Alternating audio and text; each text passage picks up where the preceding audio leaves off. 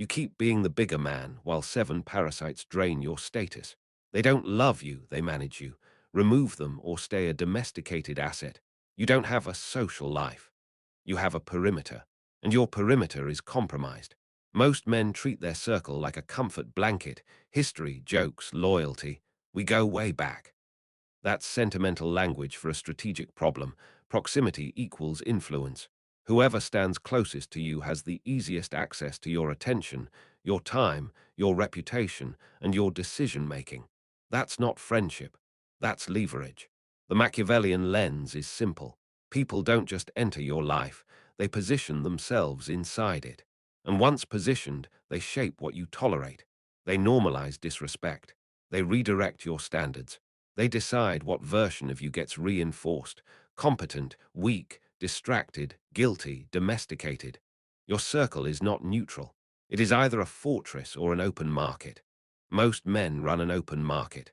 You let anyone wander in, browse your weaknesses, borrow your energy, and leave without paying a price. Then you wonder why your confidence is unstable and your ambition feels heavy. It's because you're surrounded by men and women who profit from your stagnation. Here's the part you won't like. The reason they're still around is because they're allowed to be. Not by force, by your habits. You keep access cheap because you're trying to be good. You answer too fast.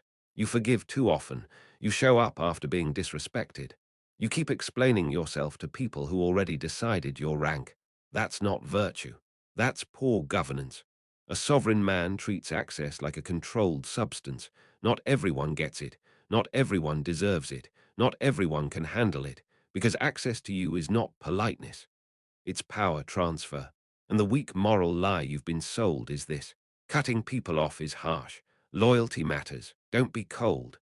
That's how parasites keep doors open. Loyalty without standards is slavery. It's the chain they wrap in velvet so you don't feel it tighten. If someone repeatedly drains you, undermines you, competes with you, humiliates you, or quietly keeps you smaller, loyalty to them isn't noble. It's self-harm with a moral label. So the reframe is brutal and clean. Your circle is a battlefield, and every person in it is either a soldier, a spy, a liability, or a mouth that eats your rations. Even if they smile. Especially if they smile. Because warfare in modern life isn't bullets. It's influence. It's narrative. It's energy theft. It's reputation sabotage. It's emotional extraction. It's making you doubt yourself while they stay close enough to benefit. You can feel it if you stop lying to yourself. After being around certain people, you feel smaller, foggier, irritated, drained. You start performing instead of speaking. You filter your ambition so it doesn't trigger their jokes. You hide wins because they turn into "must be nice" comments. You feel guilty for having boundaries. That isn't stress. That's your nervous system detecting a hostile environment. In a healthy circle, your baseline rises. In a contaminated circle, your baseline collapses. You become reactive. You become inconsistent. You become easy to steer. And that's the point. A compromised man is controllable. He's available, he's predictable, he's emotionally governable. People can push him with guilt, bait him with disrespect, reward him with crumbs, and keep him orbiting. This video installs the core psychological shift.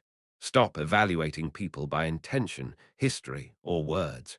Evaluate them by impact and position. Impact. Do they increase your clarity, discipline, and status, or degrade it? Position. How close are they to your time, your decisions, your private life, your future? Once you see your circle as a battlefield, you stop hoping people change and start doing what leaders do. You audit the perimeter and remove threats. No speeches, no debates, no group texts about how you feel. In war, you don't announce patrol routes to the enemy. You just tighten the gates, because the men who survive aren't the most liked. They're the most selective. Most men think betrayal looks like a knife. It doesn't.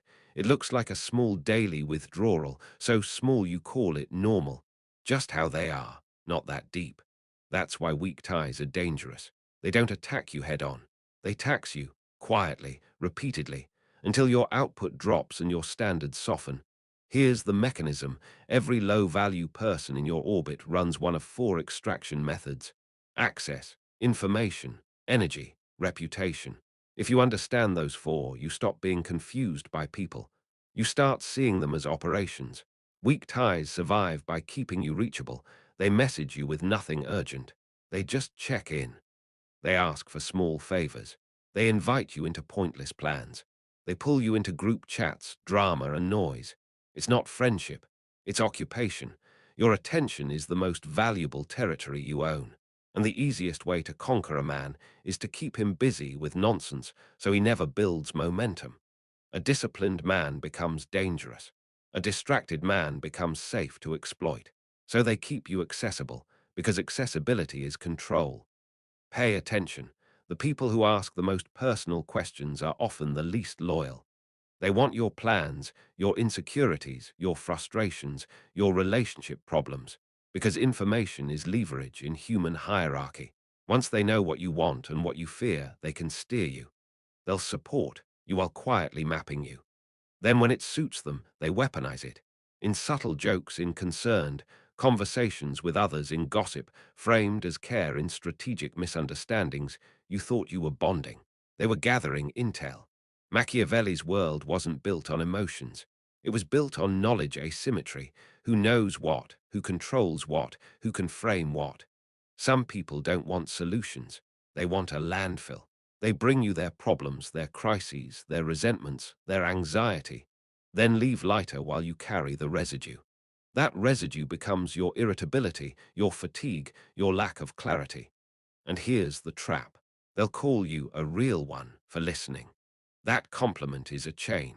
Because the more you become the stabilizer for unstable people, the more your own life gets delayed. You're maintaining their disorder instead of building your order. Predators love men with savior instincts. They can drain you while praising you. This is the cleanest form of extraction and the most common. They keep you close so your credibility rubs off on them. They want your network, your status, your introductions, your association. But they never defend you. They never uplift you in public. They never credit you. They never stand beside you when it costs something, because you aren't a friend to them. You're a resource node. And when you start rising, they do one of two things.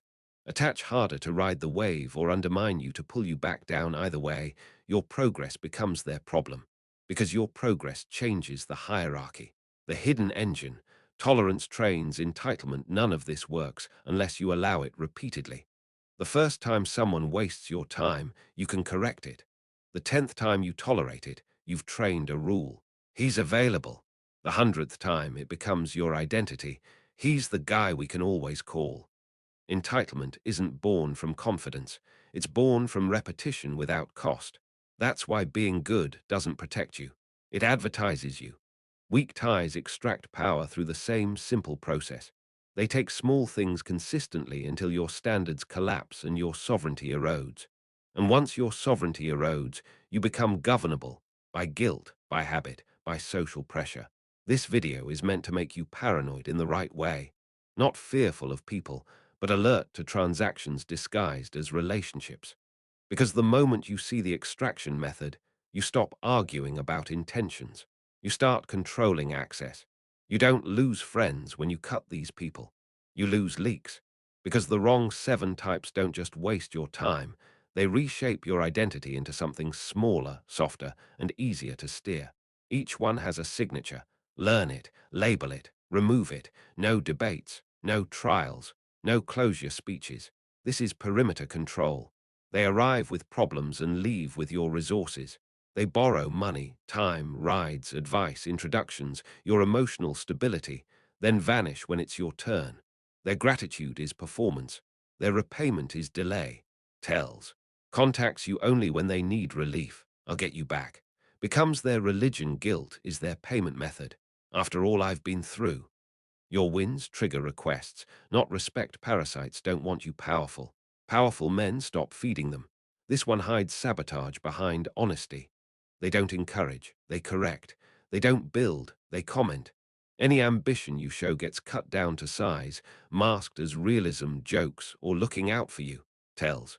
Compliments come with a blade attached. They find flaws faster than they find effort. Your growth. Concerns them, they speak to your potential like it's delusion. The critic's goal is simple: keep you unsure so they stay superior. Not every rival is open. Some sit beside you smiling while measuring everything. They compare incomes, women, status, physique, attention. They celebrate your loss with subtle relief. They copy your moves and call it coincidence. They want proximity for intel and comparison. Tells. One-upping disguised as conversation, your achievements trigger their stories, not their respect. They ask detailed questions about your plans. They vanish when you're winning, reappear when you're struggling. A competitor in your circle isn't motivation. It's a quiet war inside your house. This is the social arsonist. He keeps the room entertained by lowering you. He roasts you, mocks you, exposes you, teases you in public, then calls you sensitive if you don't laugh. The clown uses humor as a dominance tool. Tells. Disrespect dressed as comedy, embarrassment framed as bonding, pushes boundaries in front of an audience, uses relax as a shield. If someone needs you to be the punchline, they are not your friend. They are your handler. This one is addicted to crisis. Their life is always falling apart. There's always a villain. There's always drama. And your role is always the same: listen, soothe, rescue, repeat. Tells. Solutions offend them. Attention calms them. Every conversation becomes emotional extraction. They punish you for having boundaries. They collapse when you stop responding instantly. Victims don't want freedom. They want an audience and a sponsor. They're friendly when you're useful and distant when you're not. They track status like animals track weather. If you're rising, they attach. If you're uncertain, they disappear. Their loyalty is rented. Tells. Networking disguised as friendship shows up around your successes, avoids you when it might cost them, introduces you selectively. Based on what you can provide, opportunists aren't evil. They're empty, and emptiness will use you without remorse.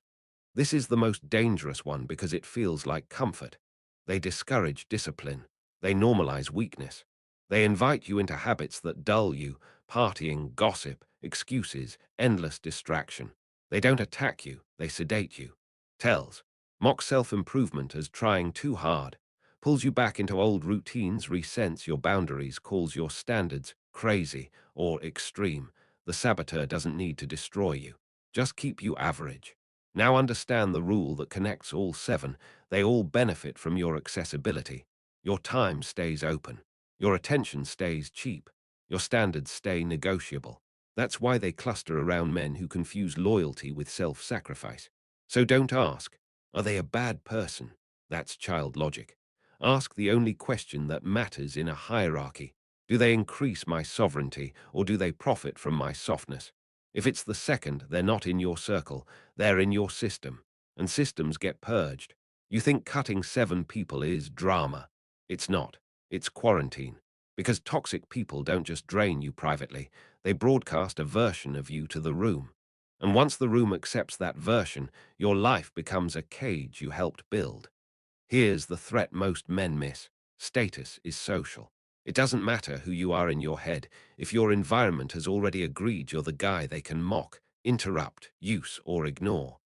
One wrong person can start that agreement. Two can solidify it.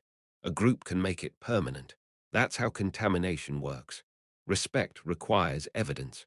Disrespect only requires permission. If one person jokes at your expense and you laugh it off, the room learns he's safe to handle. If one person criticizes you and you explain yourself, the room learns he's negotiable.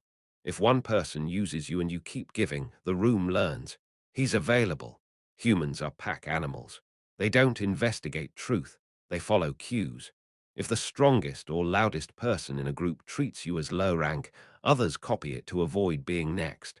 So contempt becomes culture. And once contempt becomes culture, it stops being about that person. It becomes about your position. You're no longer dealing with one parasite. You're dealing with an ecosystem. The moment you tighten boundaries, weak ties do not reflect. They retaliate, not with fists, with narratives. They'll call you arrogant, changed, selfish, cold, fake, acting better than everyone. That language isn't an opinion. It's preemptive defense. Because when you rise, it exposes who benefited from you staying low. They can't allow that exposure, so they create a story where your sovereignty becomes a flaw. This is why self-improvement threatens groups. It breaks the contract. The contract was, you stay accessible, we stay comfortable. When you violate that contract, they'll recruit the crowd to punish you back into compliance. That's what smearing really is, a social leash. And the more you explain yourself, the tighter it gets. Because every explanation is proof you still want approval from the same room you should be escaping. Predators don't need meetings. They just need shared incentives. The clown humiliates you. The critic questions you. The opportunist distances publicly. The victim creates emotional noise. The saboteur invites you back into old habits. Different roles. Same outcome. You stay stuck. And they reinforce each other. One makes the joke. Another laughs. Another repeats it later as just a funny story. Another tells it to someone new to define you before you even speak. That's how identity assassination works. Death by 1,000 casual mentions. Now your name enters rooms before you do, as a diminished version. And when you finally enforce boundaries, they'll act shocked. Not because you surprised them, because you threatened the hierarchy they were enjoying. In every tribe, exile was a weapon. Not because distance hurts, but because removal changes rank. To remove someone is to say, you are not entitled to the circle. And the reverse is also true. If you refuse to remove threats, you're saying, they are entitled to me.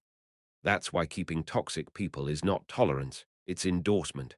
You don't maintain peace. You maintain their access. And access is how they keep you small, by constant proximity, constant opinion, constant influence, constant drag. Cutting early is clean. Cutting late is war. If you wait until the room is already trained to see you as low status, any move you make looks like overreaction. They'll frame your boundaries as anger issues or ego. That's why men stay trapped. They fear being judged for finally enforcing what they should have enforced months ago. But here's the cold truth. You're already being judged. You're just being judged as manageable. So this video installs this psychological reality. Toxic people don't just drain you, they recruit the room. Narratives are weapons. Explanations are surrender. Group dynamics amplify disrespect and punish sovereignty. Delay turns a simple removal into a reputation battle. You're not cutting people for comfort. You're cutting them for survival. Cutting people off isn't the move. Cutting their access is. Most men fail here because they turn removal into a courtroom drama, long explanations, emotional speeches, closure, last messages. That's not strength. That's you handing the enemy a transcript of your psychology. Machiavellian removal is cleaner. Deny access without feeding narrative. You're not trying to be understood. You're trying to regain sovereignty. Here's the protocol. A warning is a gift. It gives them time to pivot tactics, apologize, gaslight, smear first, recruit allies, frame you as unstable. If the pattern is clear, you don't warn, you reposition. Warnings are for misunderstandings. Removal is for patterns. Never say, I'm cutting you off. That's a performance. It invites a reaction and creates a story where you look emotional. Instead, you reduce access in layers. Slower replies, shorter replies, fewer, favors, no personal information, no availability, no private meetings, no shared plans. You're not ghosting. You're tightening the perimeter, like a fortress closing gates one by one. If they complain, you don't justify. You give a dead sentence. I'm busy. Not available. Can't. Nothing else. Every extra word is an opening. Each of the 7 types feeds on a specific resource. Identify it and cut it. Parasite feeds on help, right arrow, stop rescuing. Victim feeds on attention, right arrow, stop listening for hours. Clown feeds on reaction, right arrow, stop laughing, stop defending. Opportunist feeds on association, right arrow, remove public proximity. Critic feeds on your doubt, right arrow, stop explaining your goals. Competitor feeds on intel, right arrow, stop sharing plans. Saboteur feeds on your habits, right arrow, stop being in their environment. When the supply stops, the mask slips. That's the point.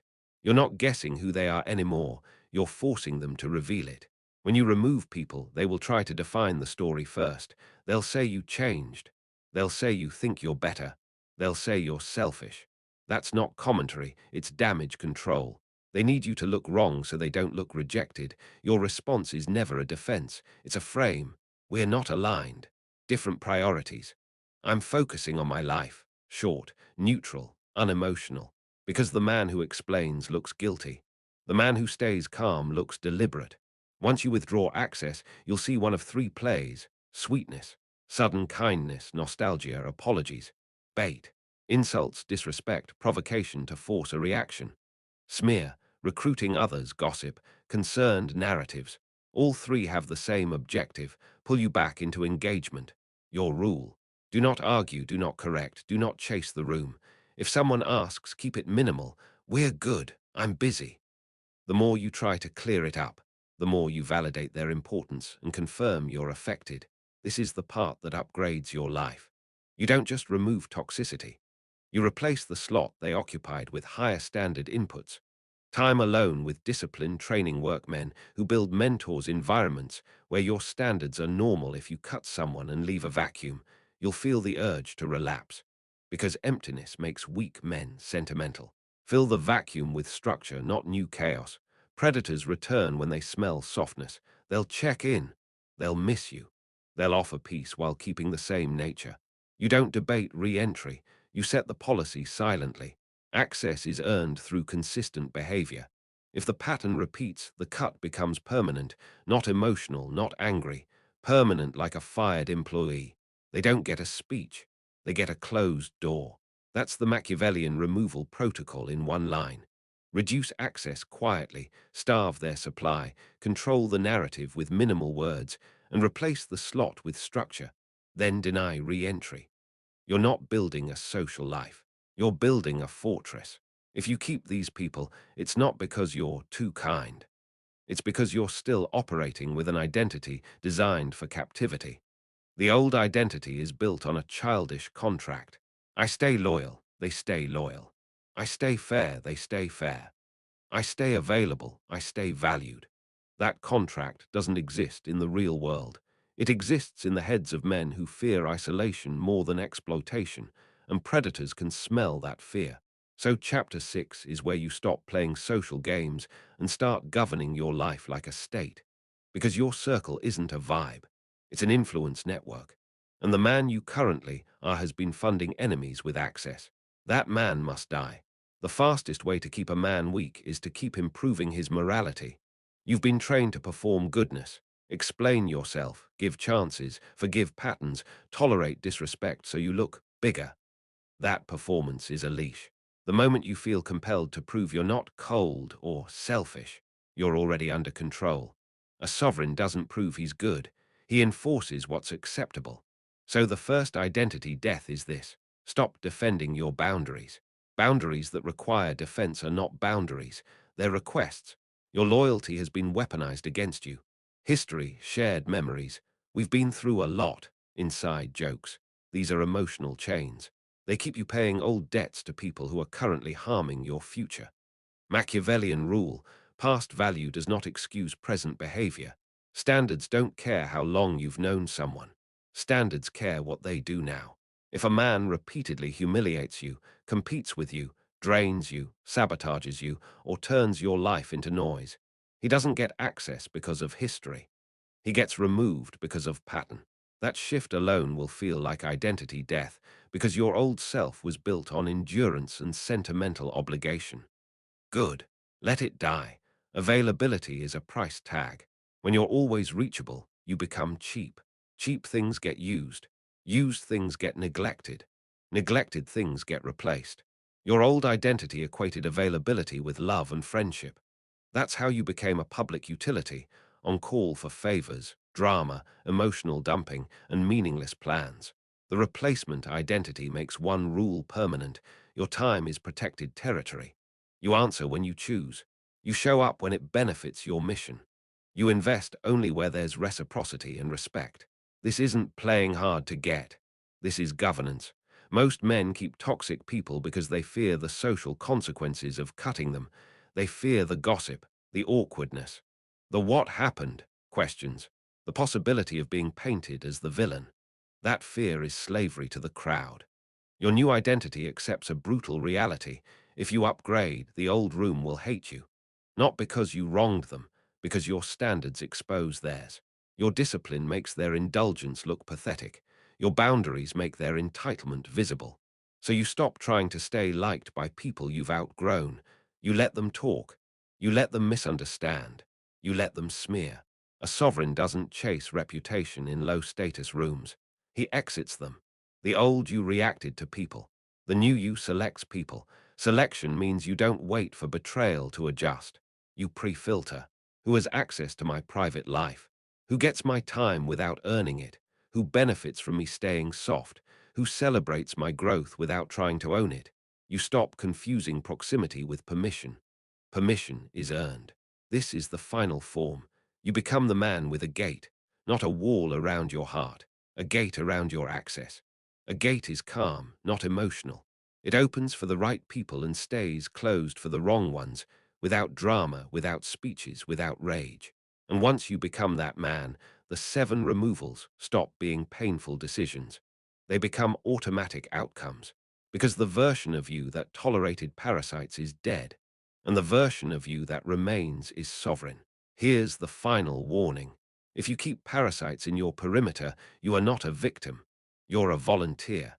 Because every low-value person you tolerate becomes a policy, and policies become reputations, and reputations become your rank.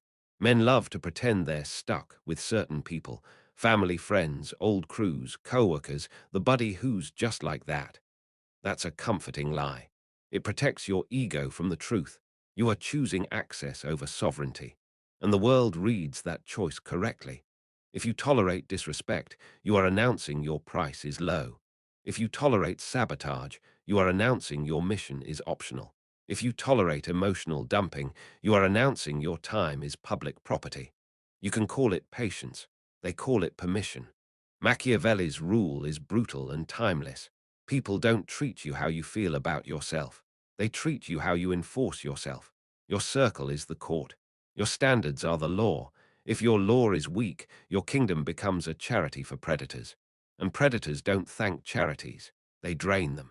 So let's talk about what happens when you don't remove them. Because most men need to feel the consequence before they respect the decision. First, they reduce your ambition through noise. Constant plans, constant drama, constant pointless talk. You stop building because you're always reacting. Then they reduce your confidence through micro-humiliations. Jokes, critiques, comparisons, subtle disrespect. You start editing yourself to avoid being targeted. Then they reduce your discipline through invitations to weakness. Just one night. Relax. You're doing too much. Your standards become a punchline, so you lower them to stay accepted. Then they reduce your reputation through narrative. They frame you as selfish when you set boundaries, arrogant when you improve, cold when you stop feeding them. And because you're still in the room, their narrative has daily reinforcement. Finally, they reduce your identity. You become the version of yourself that fits their comfort, useful, available, predictable, controllable. That's what you're really risking, not a friendship, your sovereignty. When you start removing these people, you will see backlash. That backlash isn't evidence you made a mistake. It's evidence you broke a supply line. Expect guilt after everything. Ridicule, who do you think you are? Anger, you changed. Smear, he's unstable. Recruitment, mutual friends suddenly checking in. All of it has one goal: pull you back into the old hierarchy. Do not defend yourself. Defense is submission to their frame. A sovereign doesn't debate border control with trespassers. You don't owe explanations to people who benefited from your lack of boundaries. Most men relapse because they fear the vacuum. They cut someone off, feel alone for a week, then crawl back to the same contamination because it's familiar. That's not loyalty. That's addiction. So here's the higher rule. When you remove, you replace with structure. Time alone becomes training. Silence becomes focus. Fewer people becomes higher quality environments.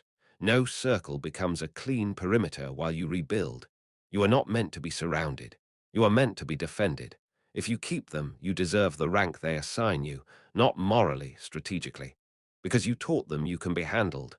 But if you remove them, you don't just change your circle. You change your future. You stop leaking energy into men who want you average. You stop funding narratives that shrink you. You stop paying the humiliation tax to stay included. This is the Machiavellian conclusion. Your life is a kingdom. Your circle is the border. Weak borders invite invasion. So make the cut quietly. No speeches, no drama, no guilt rituals, just enforcement. If you're built for sovereignty, you already know who the seven are. You don't need more proof. You need action. Now decide, will you be respected or will you be used?